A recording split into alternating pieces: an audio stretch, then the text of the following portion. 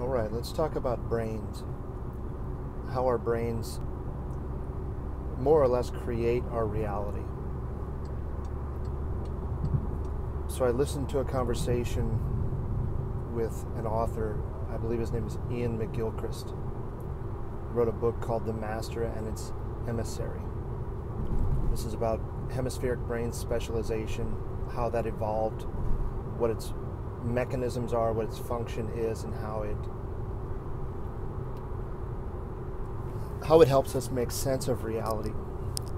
So we have a right hemisphere and a left hemisphere in our brains, and they're specialized for different functions. And the corpus callosum is the filter and primary connection between those right and left hemispheres. So the right brain, in McGilchrist's interpretation of the functions, is the master. And the master sees more of the world than his emissary. His emissary would be the left brain in this instance.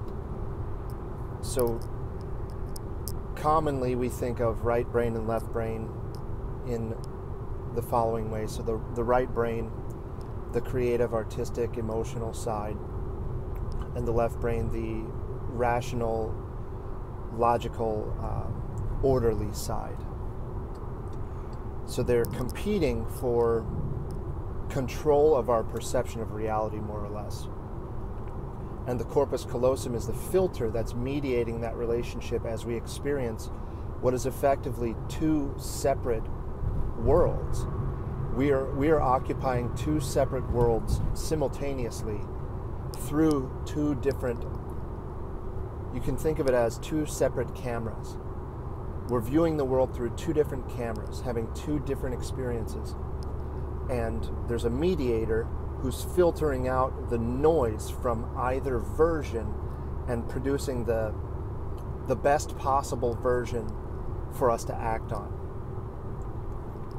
Something else he talks about is inhibitory neurons. And what these are, you can think of it like a noise filter. So right now you're probably hearing the overtones of the road. You're hearing engine noise, you're hearing wind as it passes.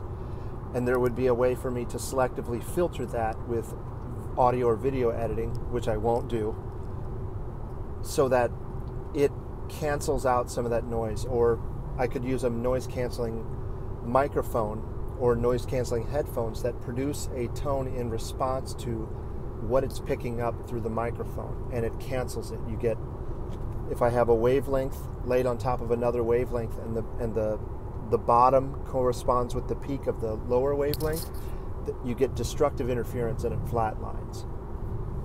I can, in the same way, lay them over one another so that the peaks correspond, and I get an amplification. That's constructive interference. So these inhibitory neurons are inhibiting brain activity. So my right brain is constantly generating threats. As I move through the world, the right brain is detecting predators. You can think of this, how it evolved throughout human history, 1.8 billion years or something like that, where we lived in forests, we lived in jungles, we lived on coastlines, in deserts, etc. So there are a number of predators that preyed on primates, and before we became more advanced primates. So you think of a dragon. A dragon is a grouping of the three primary predators that humans faced, or as primates faced. So you have a serpent, a cat, a predatory cat, and let's see, what's the third one? Oh man, I'm blowing it. Hawks, predatory birds, so it can fly. So a flying tiger serpent, you can think of. That's a dragon. That's fear. That's why we use it as fear, or the chaotic unknown, or something to be faced, basically, in mythology. So while the right brain is generating all of these versions of the world, and an analogy that the interviewer uses in this conversation is that of a dark room. So you open a door to a dark room, and as you reach for the light switch, your right brain is generating hypotheses about what could be in the room, what is going to be exposed when that light comes on. And the left brain is relying on old hypotheses that have subsequently been proven true. So the left brain knows, more or less, that what's in that room is a bed, a dresser, a closet, etc. The usual things. What it knows is based on previous experience and previous data. The right brain doesn't buy that. The right brain is constantly generating new solutions. It doesn't rely on the old. So your right brain's detecting predators. Your right brain is chaos oriented. Your right brain wants to be in motion, in flux, constantly, push the limits. And the left brain is focused on prey. Your left brain, you can think of the left brain as, if you've seen Inglourious Bastards, where the villain in the story, Christoph Waltz, is playing I think they call him the Jew hunter. And he's explaining why he is able to locate Jewish families that are hiding when no one else is able to, and it's because he's able to think like a Jew. Germans are only able to think like hawks. They look in places where it would occur to a hawk to hide, but not where it would occur to a Jew to hide. And so he's employing his ability to recruit right brain thinking, though he is left brain oriented. And some people are able to straddle that, myself included. I've taken a multitude of personality tests, and typically I'm dead center on right or left brain dominance. So maybe that makes me able to empathize with both the right brain perspective and the left brain perspective, or makes me less susceptible to be dominant in one way or the other. So another analogy that's been used in mythology and in the Bible specifically is the garden. So our natural environment before the fall was a garden, a walled garden. And you can think of a garden as the marriage between chaos and order. So nature, plants grow in a chaotic fashion, though it's a repetitive pattern, that Fibonacci sequence, but these plants are chaotic. They just grow. And what human beings did is impose some degree of order, and you get an optimal environment. You get a garden. And the walls are designed to keep threats, predators, etc. out. But no matter how secure you make those walls, snakes are able to get in. So you have a snake in the garden. Though you have this perfect garden, there is still a little blemish. There is, in the chaos order representation in the yin-yang, there's a little bit of chaos in the ordered system and a little bit of order in the chaotic system. And that's the optimal place to be. I'll come back to that. So the garden is a representation of that. The dragon is a representation of chaos. The pyramid, let's say, in Egypt is a representation of order, with the marriage of order and chaos being at the top, the chief stone in the pyramid. So while the right brain is engaged in this anomaly detection and generating it's compiling a list of potential threats, and it's focused solely on threat detection. There's a snake, there's a snake, there's a snake, there's a snake. The left brain is relying on information that was already proven to be correct, that no, that's not a snake, that's a branch. I know where the snakes are based on my previous experience. You can see how that could be detrimental to someone who's in the forest. Well, the snakes aren't always going to be in the same place, for example. So that anomaly detection is occurring, and the left brain is largely ignoring it until the left brain becomes insistent, let's say. And the theories upon which the left brain is relying are challenged to such a degree by the right brain's anomaly compilation that the left brain reconfigures its theory if there is a new theory or a new hypothesis that generates a better solution, that generates improved survivability or an improved outcome, then the left brain will accept the new hypothesis and it becomes theoretical in the mind.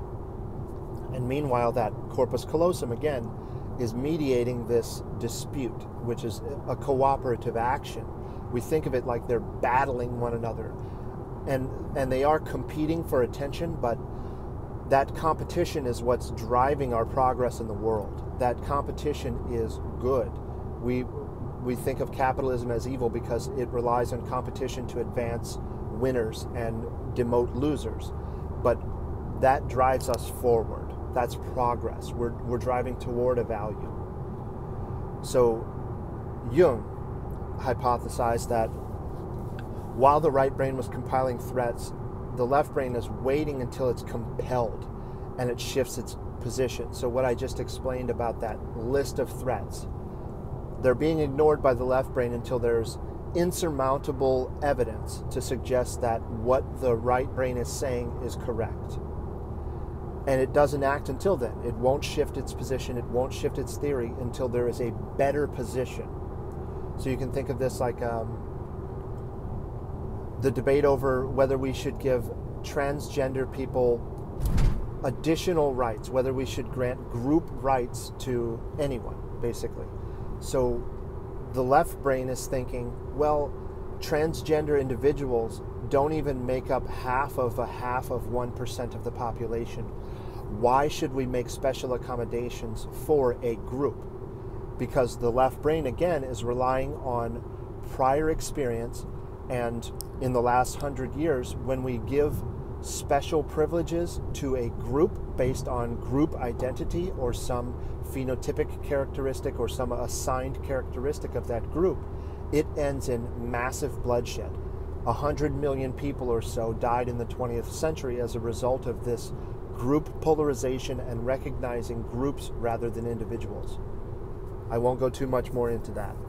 So the left brain is willing to shift its position, but only when compelled to do so with substantial and rational arguments, let's say.